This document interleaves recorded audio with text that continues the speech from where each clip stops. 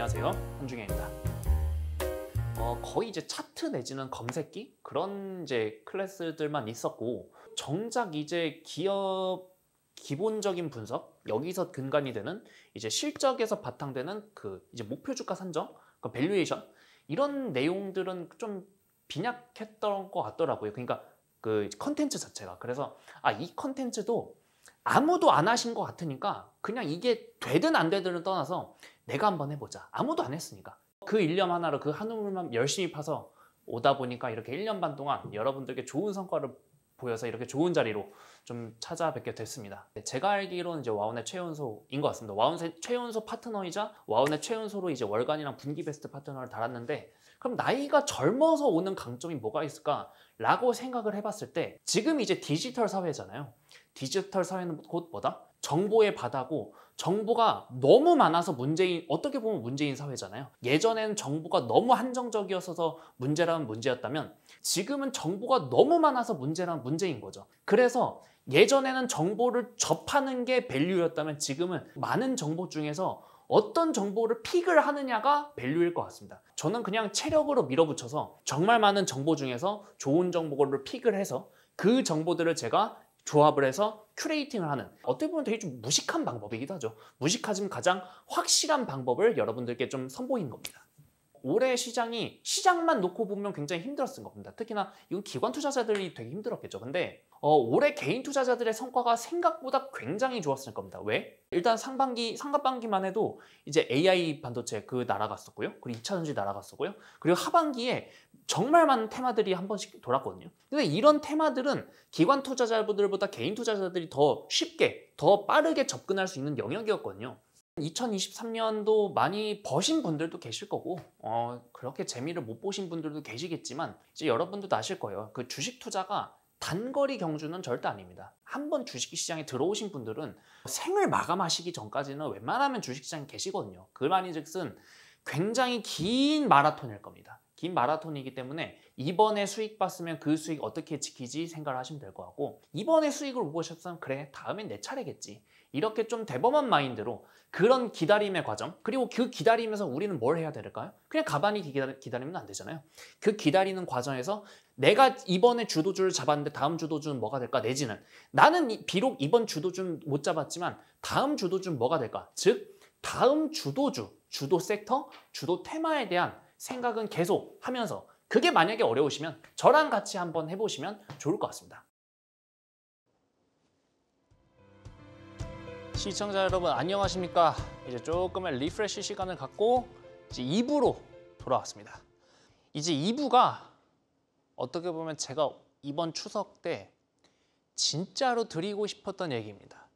제가 1부는 우리 이제 5060 시니어분들, 그러니까 인생의 선배님들께 드리는 일종의 저의 편지였다면, 2부는 제가 장손이거든요. 제가 장손이다 보니까 제가 첫째고 사촌 동생들만 있어요. 사촌 형이나 사촌 누나가 없고 사촌 동생들만 있는데 되게 많습니다. 그러니까 제 여동생도 한 명 있거든요. 이제 어릴 땐 뭐 다 같이 놀죠. 어릴 땐 다 같이 놀다가 이제 20대가 되고 30대가 되고 하니까, 제가 제일 먼저 30대가 됐고, 이제 다른 이제 우리 동생들도 이제는 하나 둘씩 사회로 좀 나아가고 있어요. 특히 이제 제 동생이 얼마 전에 이제 사회인이 됐는데, 좀 그러면서 이제 저한테 물어보더라고요. 대학교 때 이제 투자 동아리를 하나 했는데, 그때 이제 선배들도 많지만 이제 후배들도 되게 많을 거 아니에요.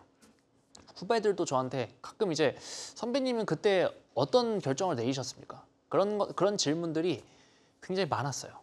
이제 많았어서 그러면 어차피 제가 아까도 말씀드렸지만 2030, 우리는 이제 다 같은 2030인데, 제가 그나마 좀 먼저 이제 사회에 진출한 2030일 거 아니에요? 20대보다는 제가 30대니까. 그러면 제가 분명 20대 때 궁금한 것들이 있었을 겁니다. 저도 있었을 거고, 지금 20대 분들도 아마 저한테 궁금한 게 있을 거예요.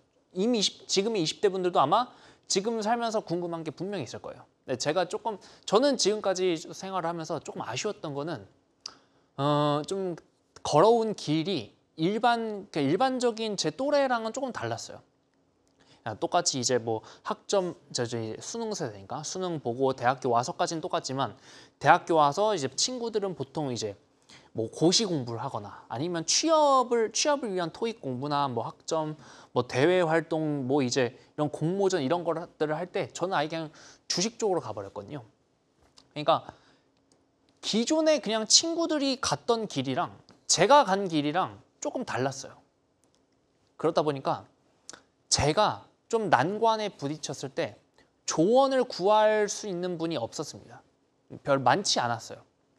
그나마 저랑 같은 길을 걸어가는 친구들 정도인데 그것도 친구들에게 조언을 구하기보다는 그냥 집단지성을 발휘를 해서 좀 같이 헤쳐나가 보자 그런 거였지. 나보다 먼저 저보다 먼저 한 2년, 3년 내지는 5년 정도 먼저 사신 분께 제가 여쭤보나 그럴 기회가 없었거든요. 그래서 내가 나중에 선배란 사람이 되면 나중에 인생 지금의 20대 분들, 저보다 어리신 분들께 선배의 입장이 된다면 난 그분들께 한번 조언을 해주고 싶다. 조언을 해줄 수 있는 자리까지 올라가면 좋겠다. 제가 그러지 못했으니까 내 동생들은 저한테 궁금해한 거 다 물어보면서 좀 질문 받으면 답변도 해주고 좀 그럴 수 있는 사람이 됐으면 좋겠다. 그런 취지로 한번 2부를 꾸려봤습니다. 그래서 이게 여기서부터가 제가 이제 이 추석 특집 스페셜에서 진짜로 여러분들께 진짜로 제가 하고 싶었던 컨텐츠예요. 이게. 그래서 취지는 좀 이렇게 됐고 한번 시작을 해보면 취지는 이렇습니다. 그래서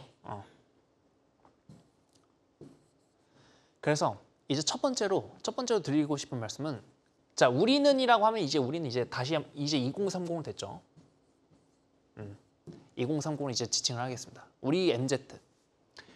우리는 생각보다 꽤 많은 돈을 벌어야 돼요. 생각보다 여기 하나 더 붙일게요.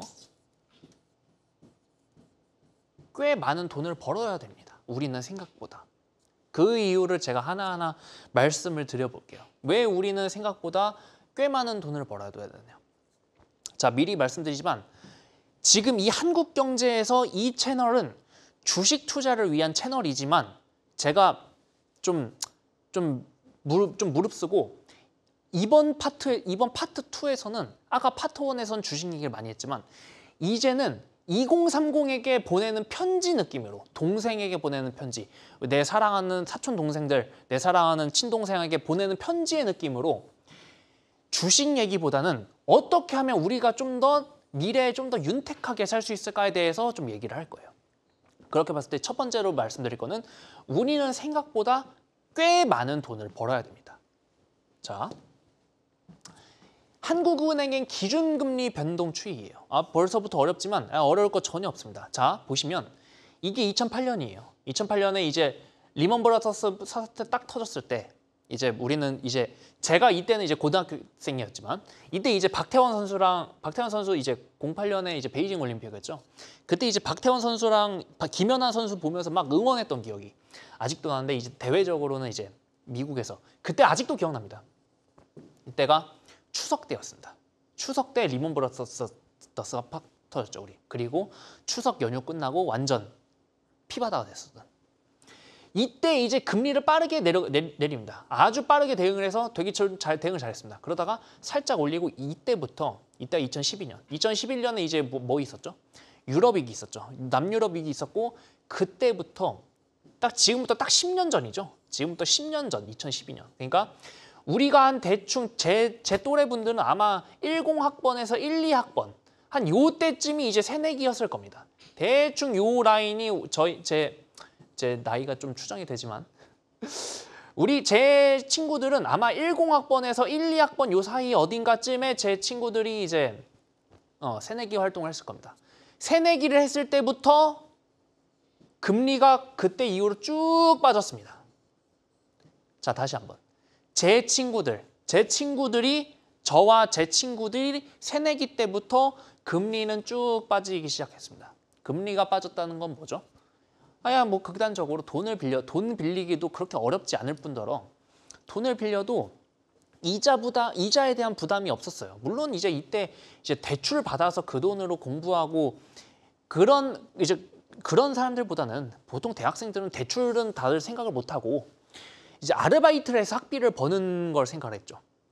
근데 아르바이트를 해서 학비를 벌어서 생활을 하다 보면 아르바이트 하느라 이제 내가 공부를 못하니까 학점이 떨어져서 또 아르바이트를 해야 되고 이런 악순환에 빠지는 반면 애초에 시드머니가 있는 친구들은 공부에만 전념할 수 있으니까 공부만 하고 공부 열심히 하면 학점도 잘 나오고 학점 잘 나오면 장학금도 받으니까 그걸로 다시 이제 생활비를 충당할 수 있고 그러다 보니까 어떻게 보면 지금 보면 대출 먼저 받아서 그걸로 정말 죽기 살기 열심히 학점 공부한 사람이 어떻게 보면 위너일 수도 있습니다. 어쨌든 간에 이때는 이 시기 이제 우리가 새내기 때부터 자 우리가 새내기 딱 됐죠. 새내기 됐고 그 다음에 한 뭐 1, 2년 정도 좀 7렐레, 8렐레 다니다가 이제 군대 갔다 와서 우리가 딱 정신 차립니다. 대충 정신 차렸을 때가 한 2010년대 중반일 거예요.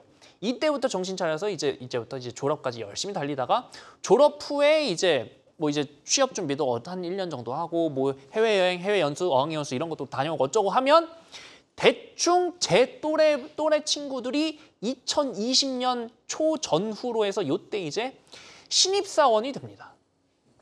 요때 이제 제가 생각해보니까 요때가 한 신입사원이 되는 것 같아요. 요때가. 요즘 좀 취업 연령이 좀 늦어지니까. 요때가 한 대충 신입사원 정도 되는 것 같습니다. 물론 이제 그 여자 동기들, 여동기는 조금 빨랐지만요. 어쨌든 그 과정에서 적어도 우리는 이자에 대한 압박을 받은 적은 없었다. 지금까지 이자에 대한 압박을 받은 적이 없었는데 그러다가 웬걸 이때부터 무지막지하게 금리가 확 오릅니다. 물론 2008년에 그때 이제 그 이전부터 이제 주담대를 받으신 분들은 주택담보대출이라고 할게요. 보통 가장 큰 대출이 여기서 발생하니까 이때 이제 집담보로 대출 받으신 분들은 그때는 이제 금리가 7%, 8%인데 지금 이렇게 올라서 아우성이지만 그래도 그때 생각하면 천국이시래. 저희 어머니 아버지께 여쭤보니까 그러신대요. 하지만 그래도 우리는 처음 겪어보는 고금리입니다. 우리는 이제는 대출을 받아서 그냥 좀 나중에 갚지 뭐 이게 안 되는 거예요. 우리 친구들아 이제 이게 안 된다고. 예전에 친구들아 우리가 새내기 때는 그게 됐거든? 근데 이제는 그게 안 돼. 그렇게 하면 은행에서 독촉장 날아와. 친구들아. 그리고 동생들아. 사랑하는 동생들아. 우리는 이제 그게 안 된다. 지금 그 금리는 이제 높아지고 있고 이게 그렇다고 해서 이 금리가 갑자기 이제 빠질 거냐 아무도 그렇게 기대하고 있지 않는다. 이 뭐랄까요? 저금리도 아니지만 그렇다고 고금리도 아닌 중금리 상태가 생각보다 옆으로 갈 것 같아. 한 최소 2, 3년? 뭐 4, 5년 정도? 옆으로 갈 것 같다. 우리는 지금 4% 정도의 기준금리 레벨에 4%는 조금 아니지만요. 대충 4%라고 할게요. 대충 4% 정도의 중금리 레벨에 우리는 이제 향후 한 5년 정도는 좀 적응을 해야 될 각오를 해야 된다. 그렇게 되면 우리가 몇 살이죠? 30대 중후반이 된다고. 친구들아, 우리 나이가 30대 중후반이 될 때까지 이 금리는 유지가 될 테니까 여기서 생존 전략을 짜야 돼. 자, 동생들아 너희도 마찬가지야. 이제는 옛날에 그 저금리 시대가 아니야. 이때 돈을 좀 해외여행 가려면 그냥 대출 받아서 갈 수도 있었지. 지금은 아니야. 지금은 그러면 이제 은행에서 독촉증 날아와. 이게 첫 번째입니다. 첫 번째. 그래서 한국은행 기준금리 변동 추이를 한번 한번 살펴봤습니다. 두 번째. 자, 지금 우리가 왜 돈을 꽤 많이 벌어야 되는지 이유를 얘기를 하고 있는 거예요. 이자도 갚아야 돼, 이제는 대출을 아예 0으로 살 수는 없어, 평생. 대출 아예 0으로 살 수 없다면 이제부터는 대출을 받는다면 이제는 이자에 대한 부분도 생각을 해야 된다. 두 번째. 최근 10년간의 평균 퇴직 연령이에요. 평균적으로 몇 살에 퇴직하나 한번 볼게요. 딱 10년 전부터 한번 보자고. 10년 전부터 49.3세, 49.2세, 49 등등등등등등이었지만 대충 어때요? 대충 어때? 대충 49세 정도에서 대충 보니까 49살에 은퇴를 하네. 자, 친구들아, 후배들아, 동생들아. 우리는 지금 이제 신입사원이 되잖아. 평균적으로 50살 되기 한 살 전 49살에 은퇴를 한다는 거야. 물론 이제 49살에 은퇴하는 것도 베스트겠죠. 중간에 이제 이제 사내 정치를 잘못하거나 아니면 이제 뭐 고과에서 잘못 받아서 이제 진급이 안 돼서 저기 뭐 대기 발령 뭐 이런 거 받거나 그러면 또 얘기가 달라지죠. 어쨌든 평균적으로 우리는 49세에 이제 은퇴를 한다고 칩시다. 자, 우리는 평균적으로 49세에 은퇴를 할 거예요. 한다고 칠게요. 더 낮아질 수도 있고 여기서 적어도 퇴직 평균 연령이 높아지진 않겠죠. 지금 국면에서. 낮아지면 낮아졌지 높아지지 않을 텐데 그래도 49세라고 딱 묶어서 볼게요. 두 번째, IMF 이후에 대한민국 평균 취업 연령을 한번 봤어요. IMF 직후에는 25살에 이제 취업을 해. 이거는 이제 남자랑 여자랑 다 포함된다. 이때는 심지어 군대가 지금은 1년 반이잖아요. 그때는 2년 이상이었어. 그거 다 감안하고서라도 이때는 25살에는 평균적으로 취업을 하더라. 자, 그리고 자 10년이 지난 2008년.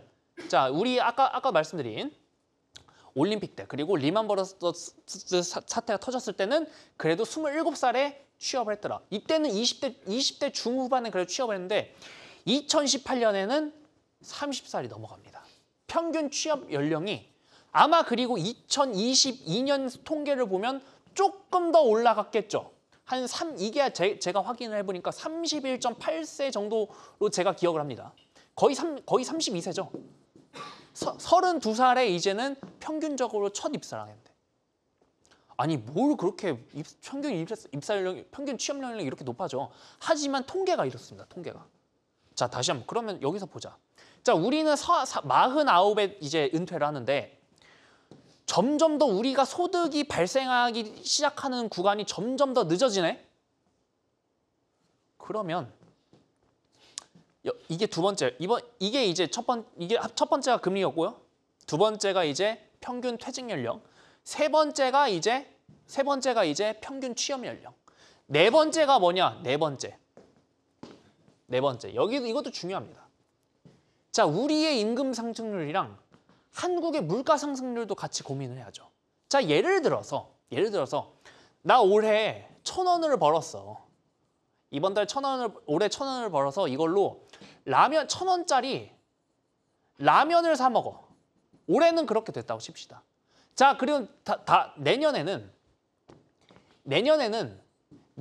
내가 상승률 임금을 한 5% 정도 올려받는다고 쳐서 1,050원을 받는다고 칠게요. 근데 지금 나라가 미쳐가지고 갑자기 라면 값이 1,100원이 됐다고 칩시다. 10% 올랐어요. 그러면 나는 이제 난 작년에는 라면을 사 먹었지만 이제는 라면을 사 먹는다 못 먹는다. 라면을 사 먹지 못한다. 지금 이제는 라면을 못 사 먹게 되는 거예요. 그러니까 지금은 라면을 사 먹을 수 있지만 미래에도 사 먹을 수 있다는 보장이 있을까요? 없다. 우리의 임금 상승률이 물가 상승률을 하회하면 우리는 올해는 라면을 사 먹을 수 있어도 내년엔 라면을 못 사 먹을 수도 있다. 되게 좀 섬찟한 그런 얘기거든요. 그래서 여기에 거의 활용점정이죠. 기대 수명이 70년, 80년대, 90년대, 2000년대, 2010년, 2020년 계속 10년마다 대략 한 3, 4살씩 올라가고 있어요. 그러면 제가 지금 30대니까 제가 60대가 되는 한 플러스 30살 정도 60년대는 10년에 3살, 3, 4살이라고 했으니까 10살이 더 올라갈 거 아니에요. 우리가 60살 되면 그때 우리의 기대 수명은 95살 정도 될 거야. 90살 때 초중반 정도 될 거야. 정리해 볼까요? 우리가 돈 벌 시간은 생각보다 적을 거야. 왜? 평균 취업 연령이 계속 높아지니까. 근데 막상 벌어도 잘 안 모일 수도 있어. 왜? 우리의 임금 상승률보다 물가 상승률이 더 높을 수도 있거든. 왜? 지금 대한민국에서 임금 상승률이 2자릿수 % 나오는 업종이 뭐뭐 있나요? 생각보다 많지 않을걸요? 거의 테크 위주의 그런 쪽인지, 그 테크 위주의 그런 쪽은 보통 이제 엔지니어들의 그런 영역인 거지 대부분의 문돌이들의 영역은 아니야. 죄송합니다. 문과의 영역은 아니야. 막상 벌어도 생각보다 잘 안 모일 수도 있어. 우리가 연봉이 오르는 만큼 물가 상승률도 같이 오르면 우리가 모을 수 있는 돈은 아무리 연봉이 올라도 한정적일 거다. 자, 그리고 우리의 삶은 생각보다 늦게 끝날 거야, 친구들아. 왜? 한 번도 봤지만 우리는 죽고 싶어도 진짜 비속어로 우린 죽고 싶어도 못 죽어 이제. 기대 수명이 계속 올라가. 기대 수명이 계속 올라가고 이 기대 수명이 올라가는 만큼 뭐도 올라간다? 의료 서비스도 아마 같이 올라갈 거예요. 그러면 속된 말로 정말 죽기 힘들지도 몰라요. 나중 가면. 그러면 우리가 돈 벌 시간은 생각보다 적고 우리가 취업은 늦게 하지 퇴직은 49세에 딱 거기에 멈춰 있지. 자, 막상 돈을 벌어도 생각보다 안 모일 거예요. 자, 우리의 임금 상승보다 우리가 임금 상승이 물가 상승을 비트를 해야 물가 상승보다 임금 상승이 더 높아야 우리가 이만큼의 잉여 자금을 축적을 하는데 우리의 임금 상승과 물가 상승이 똑같은 속도로 올라가면 우리의 잉여 자금은 형성이 되지 않는다. 그리고 세 번째, 우리의 삶은 생각보다 늦게 끝날 거다. 아마 늦게, 우리는 90살 혹은 그 이상 100살까지 사는 것도 이제는 우리 세대한테는 정말 쉬운 거일 수도 있어. 그리고 거기에 딱 맞춰서 저성장 중금리 시대가 이제 도래하네. 지금 대한민국의 성장이 우리 70년대, 80년대 고성장이 과연 있을까요? 이거는 아마 우리 애들한테 물어봐도 없을걸요. 안 된다고 할걸요. 지금 여러 친구들아, 동생들아, 이게 바로 우리가 처한 환경이야. 이게 바로 저를 포함한 2030 소위 말하는 MZ들이 처한 환경이다. 이게 바로 우리가 처한 환경이야. 이게 바로 우리가 처한 환경이다. 그래서 여기서 적어봤지만 욜로 하다가 이제 골로 갈 수도 있다. 욜로가 뭐죠? 이거 언제죠? 한 2019년? 18년? 일단 그때쯤 이제 유행했던 단어죠. You, only, live, once. 네 인생 한 번 사니까 멋지게 살아. 멋지게 뭐하고 살아? 멋지게 소비하고 살아. 그게 됐던 이유. 그때는 저금리였으니까. 대출 받아 살아. 어차피 이자 내라고 안 하잖아. 금리 거의 이자 비용이 거의 제로에 수렴하잖아. 어차피 한 번 사는 인생 한 번 시원하게 지르주고 가자. 욜로 다들 욜로 그 얘기했어. 다 그래서 뭐 다 지르고 뭐 쇼핑하고 명품 쇼핑하고 플렉스하고 해외여행 가고 그렇게 하다 이제 어떻게 된다? 친구들아, 우리 다 같이 골로 갈 수도 있어. 그렇게 하다가는 만약에 금리가 계속 이제 저금리 상태로 계속 옆으로 횡보하고 우리가 돈 벌 생각이 생각보다 길고 우리가 생각보다 잘 모을 거고 우리의 삶이 적당히 끝나면 우리 욜로 해도 되겠지. 하지만 환경을 보니까 통계적으로 환경을 보니까 확률적으로 그러기는 굉장히 어려울 것 같아. 친구들아, 동생들아. 그러다 보니까 우리가 생각한 것보다 더 많이 벌어야 될지도 모릅니다. 우리가 생각한 것보다. 지금 그래서 가장 저만 해도 제 동생한테 한번 물어봤어요. 야, 동생아, 너는 한 얼마 정도 있으면 네 한 평생을 좀 마음껏 살 거 같냐? 내지는 너 지금 당장 은퇴할 거 같냐? 얘기를 들어봤는데 또 놀랬어요. 왜 놀랬냐? 너무 소박한 거야. 너무 작은 금액을 얘기를 한 거야. 그래서 제가 그 자리에서 한 5분 동안 이건 산수잖아요. 산수. 계산이. 이건 수학이 매스매틱스가 아니라 칼큘레이션이잖아. 산수잖아. 산수. 계산이잖아. 계산 한번 해봤지. 계산기 동생한테 딱 들이미니까 동생 충격받았어요. 내가 생각보다 너무 좀 나이브하게 생각했구나. 내가 너무 지금 나도 욜로였나? 동생도 충격받았습니다. 아마 이 영상을 보고 계신 대부분의 분들도 비슷한 생각이실지도 몰라요.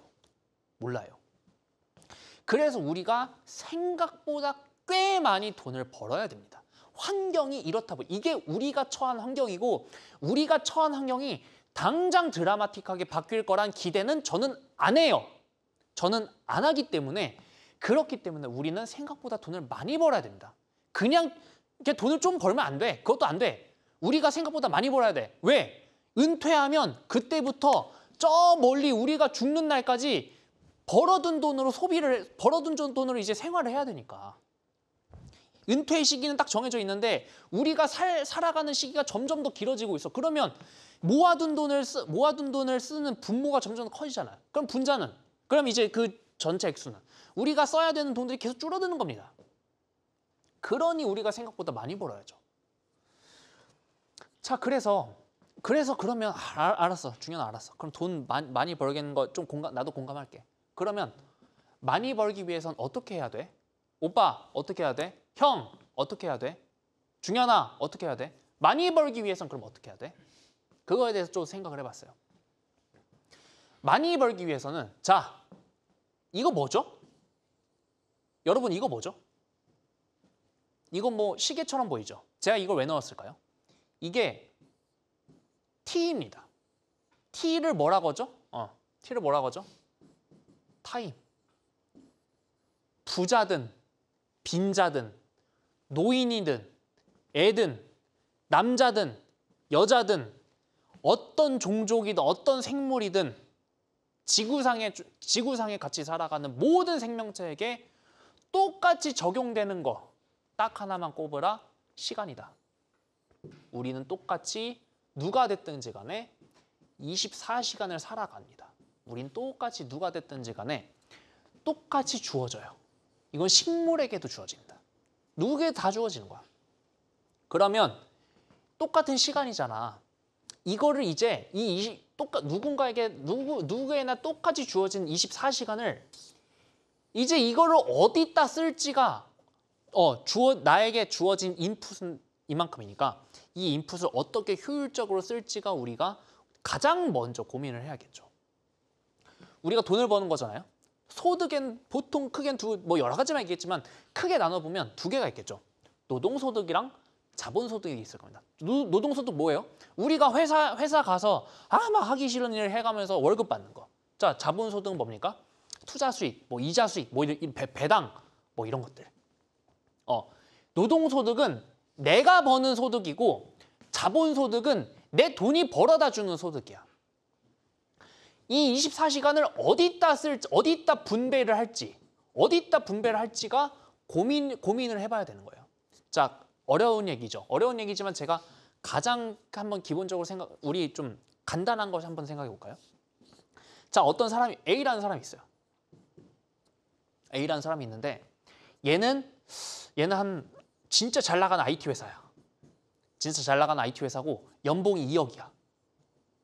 그리고 인센티브가 무한대야. 얘는 자, 나에게 똑같이 24시간 중에 자, 9 to 6라고 치고 8시간이라고 할게요. 8시간.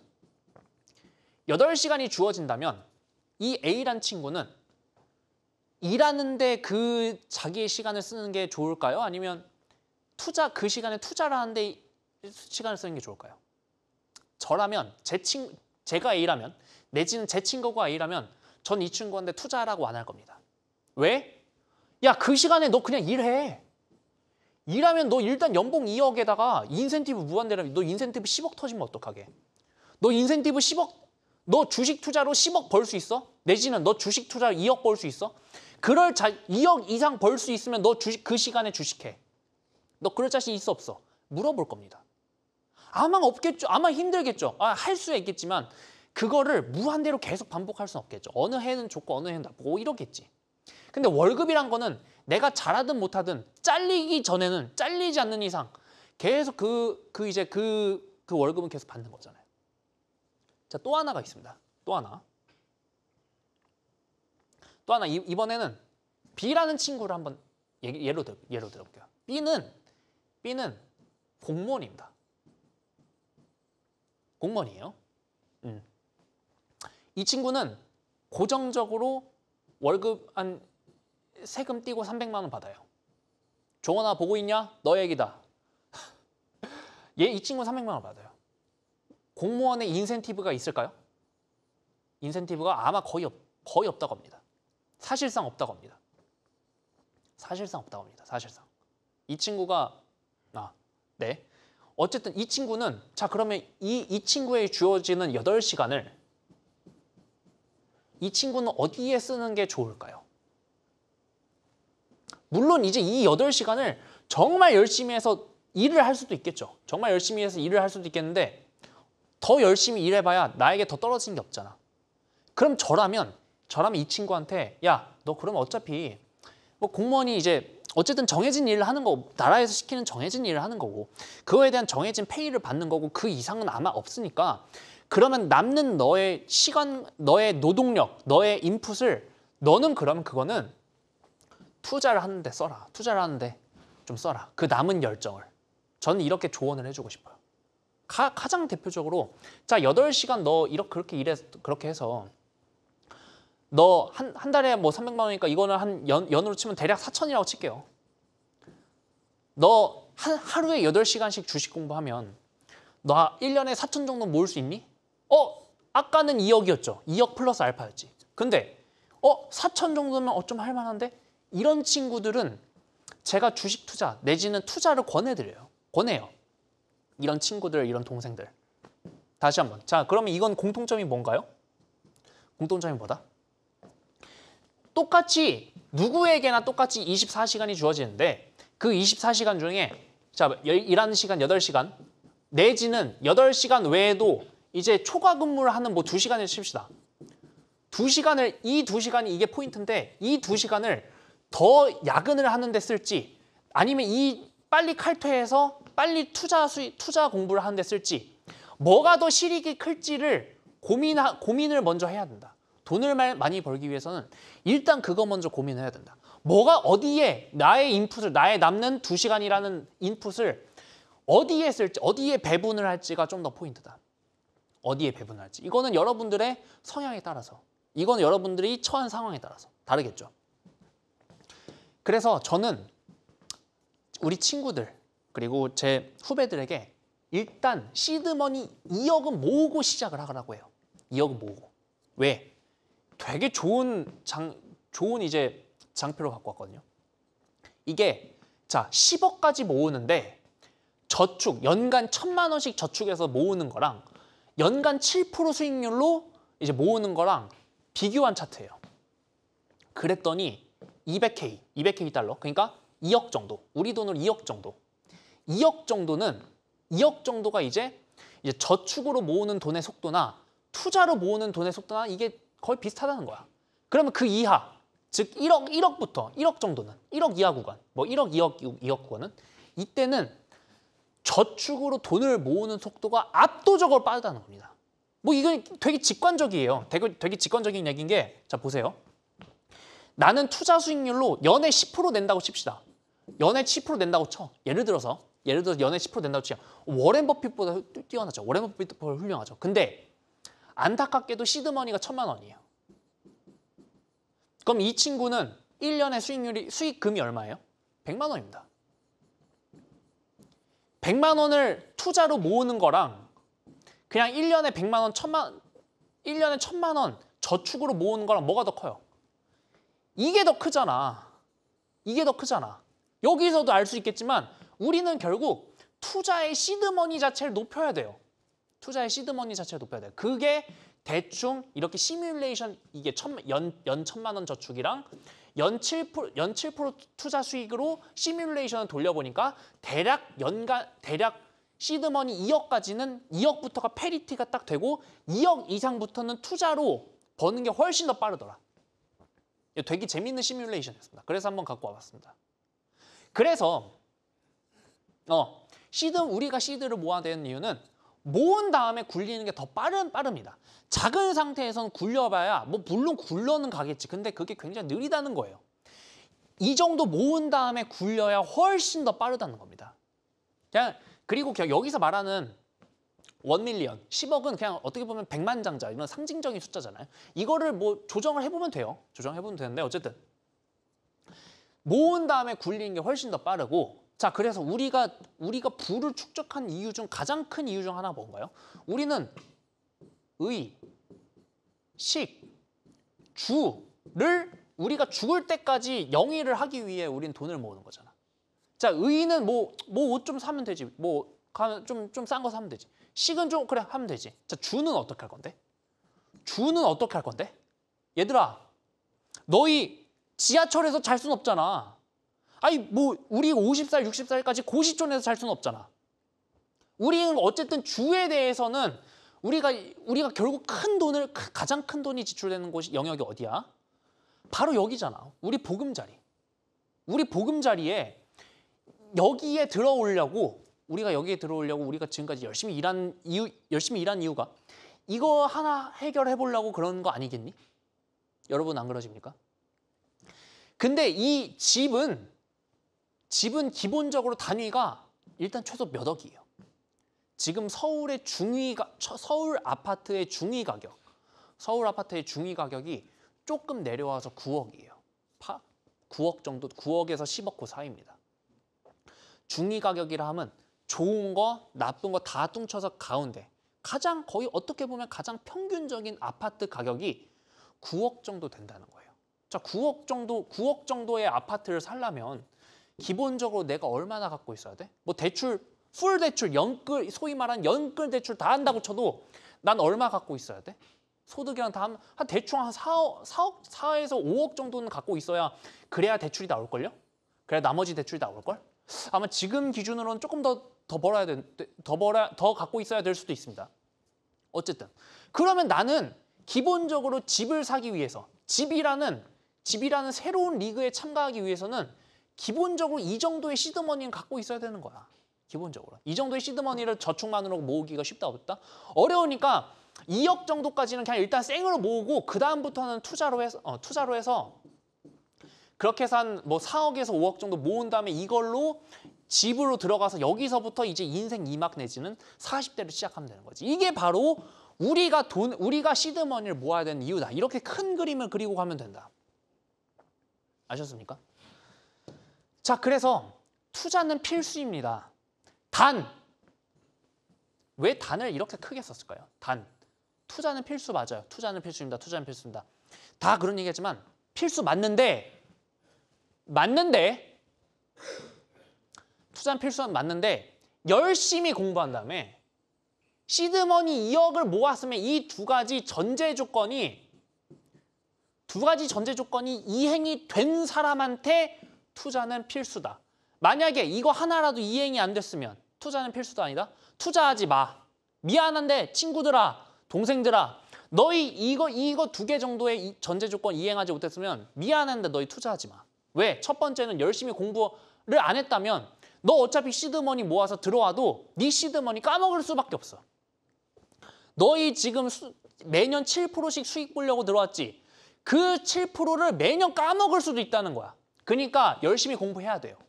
열심히 공부해야 돼. 그리고 제가 아까도 말씀드렸지만 시드머니 그냥 2억 전까지는 그냥 내가 저축으로 버는 게 훨씬 더 빠르다. 말씀드렸잖아요. 1,000만 원으로 시드머니가 1,000만 원인 사람이 내가 열심히 굴려봐야 뭐 연에 100만 원? 그걸로 누구 코에 붙이냐? 우리는 연에 1,000만 원씩 모아서 이렇게 열심히 해야 되는데. 아셨습니까? 자, 다시 한번 투자는 필수입니다. 투자는 필수인데 두 가지 전제 조건이 있어요. 열심히 공부한 다음에 첫 번째, 열심히 공부한 다음에 두 번째, 시드머니 2억을 모은 사람한테는 투자는 필수입니다. 이 두 가지 전제 조건 중에 하나라도 이행이 안 됐으면 투자하지 마세요. 그 시간에 시드머니를 모으시거나 공부하세요. 내지는 두 개 다 하시든가. 물론 이제 개인마다 처한 환경이 다르니까 이거 감안하더라도 우리의 보통의 2030들에게는 아마 적용이 되는 얘기일 겁니다. 적용이 되는 얘기들.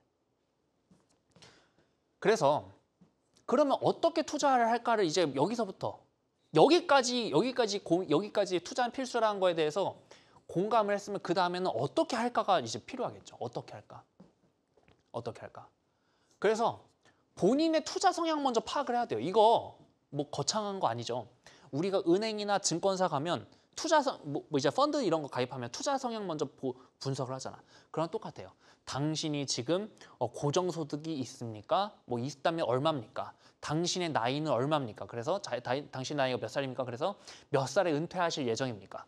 그럼 고정소득이 언제까지 발생하고 그 이후부터는 고정소득이 안 발생하십니까? 그리고 당신은 뭐 손실을 어디까지 감내하실 수 있습니까? 뭐 이런 등등등 되게 많잖아. 본인의 투자 성향을 먼저 파악을 하시라.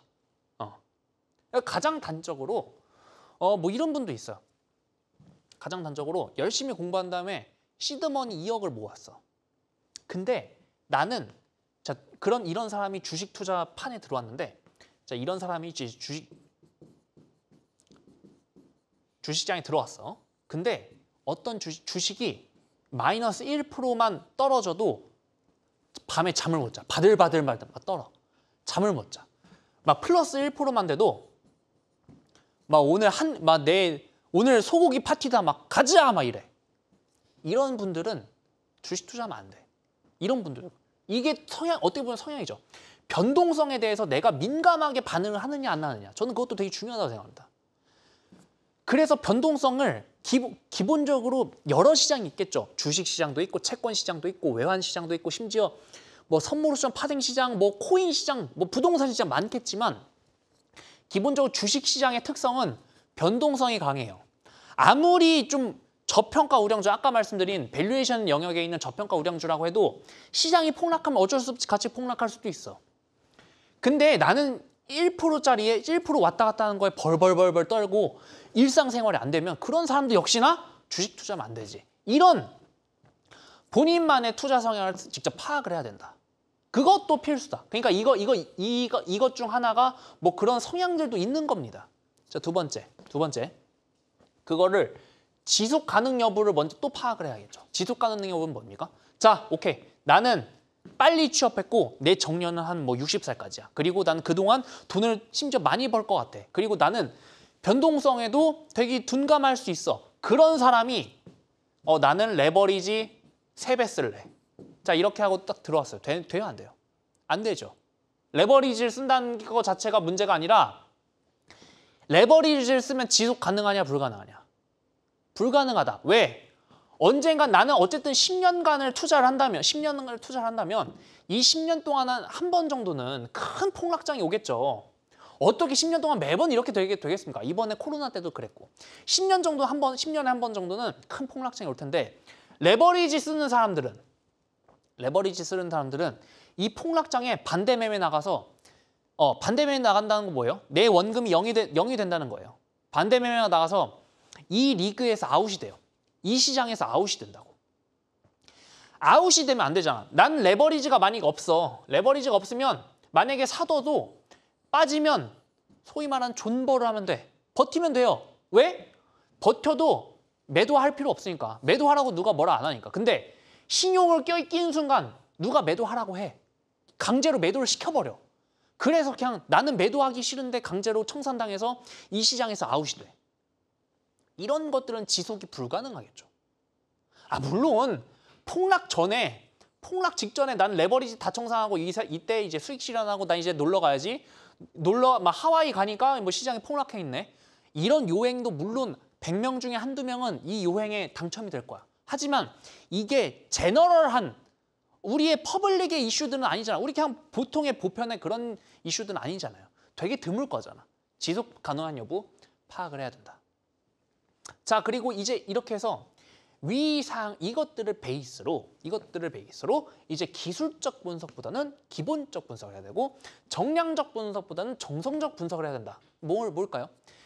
그냥 처음부터 입문을 할 때 차트 보는 걸로 입문하는 것보다는 재무제표 보는 걸로 입문을 해서 어쨌든 주식 투자하는 게 뭐예요? 내가 간접적으로 사업을 하는 거잖아. 사업을 간접적으로 영위하는 거라면 또 뭐가 있어요? 내가 사업한다고 생각을 해보는 거야. 내가 사업한다고 생각했을 때 지금 이 회사의 이익률이 1%래. 내가 투자하려는 주식의 이익률이 1%래. 이 회사에 투자하시겠어요? 이제 한번 생각을 해본다는 거야. 지금 이자가 4%인데 이익률이 1% 있는 회사에 투자할래 안 할래? 저 같으면 안 해요. 물론 만약에 이 1%짜리 회사가 지금 1%지만 내년에 10%, 20% 갈 수 있다는 확신이 있고 분석을 통해서 확신을 가졌으면 투자해도 되지. 하지만 보편적으로 1%짜리 이익률이랑 이자는 비교를 하겠죠. 나는 안 할래. 이런 것들부터 이런 기본적인 분석부터 해야 된다. 그리고 정량적인 분석보다는 정성적인 분석. 정량적인 분석이 뭐예요?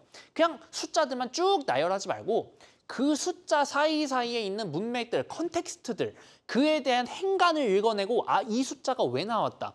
지금 이익률이 굉장히 예를 들어서 지금 이익률이 굉장히 높게 나왔는데 이 이익률은 일회성이야. 그러면 다음 투자할 때 조금 조심해야겠죠. 하지만 지금 이익률이 굉장히 잘 나왔는데 이건 이제 앞으로 고착화될 거야. 이 종목이 속해 있는 산업은 굉장히 전도유망해서 앞으로 이 높은 이익률을 계속 구가할 수 있어. 이런 것들, 이런 정량적인 분석보다는 정성적으로 다시 한번 숫자와 숫자 사이에 있는 문맥들, 컨텍스트들, 행간을 읽어내야 된다. 좀 이렇게 투자를 하시면 됩니다. 이게 이 사항을 베이스로 이렇게 투자를 해야 되는데 이게 어려우시다고요.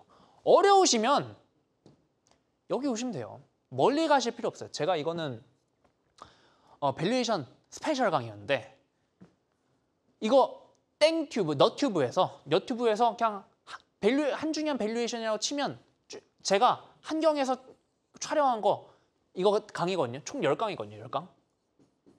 10강에서 제가 기술적인 분석보다 기본적인 분석이랑 정성적 분석에 대해서 업로드를 다 해놨습니다. 이거 보시면 돼요. 이거 보시면 됩니다. 그래서 좀 이렇게 말씀드려볼게요.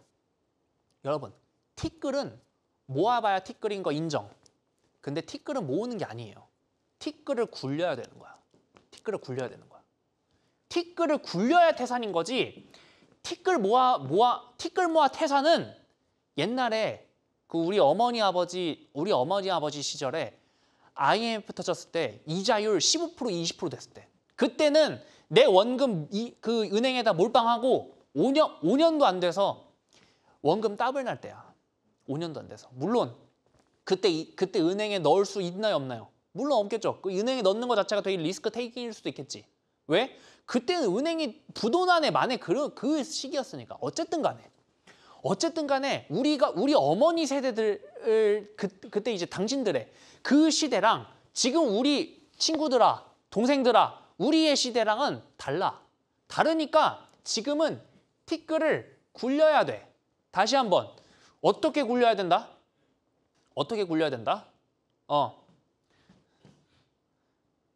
자, 어떻게 굴려야 된다? 공부 먼저 한 다음에 시드머니 모으고 그 다음에 굴려라.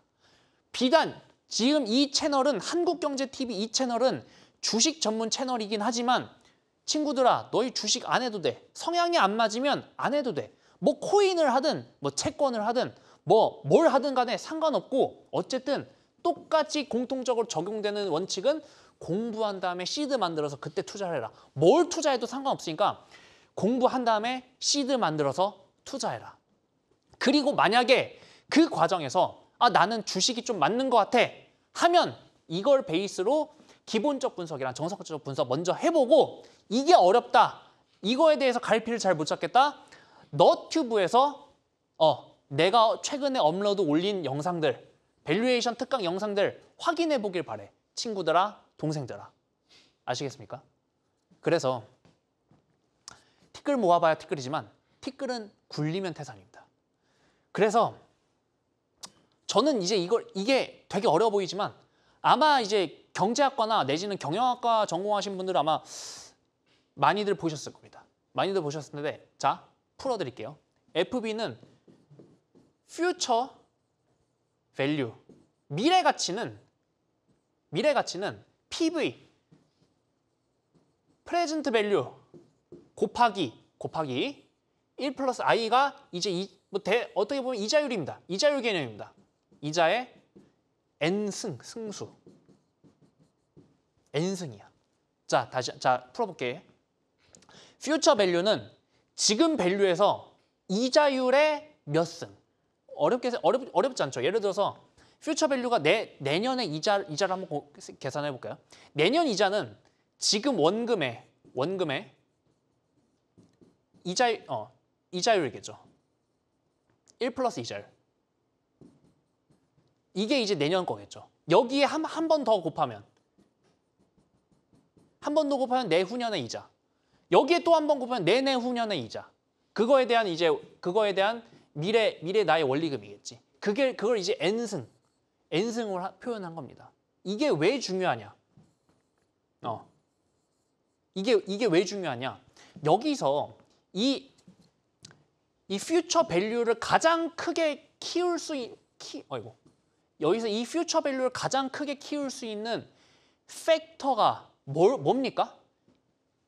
1번, 2번. 여기 변수가 3개잖아. 3번. 여기서 퓨처 밸류를 가장 크게 키울 수 있는 변수가 이 3개 중에 뭐야? 1, 2, 3 중에 뭐야? 제곱승수죠. 제곱승수가 커지면 커질수록 쉬운 거죠. 2 곱하기 4가 크나요? 2의 4승이 크나요? 2 곱하기 4는 8인데 2의 4제곱은 16이잖아. 자, 다시 2 곱하기 10이 크나요? 2의 10승이 크나요? 2 곱하기 10은 20인데 2의 10승은 1024잖아. 제곱수가 제일 크지.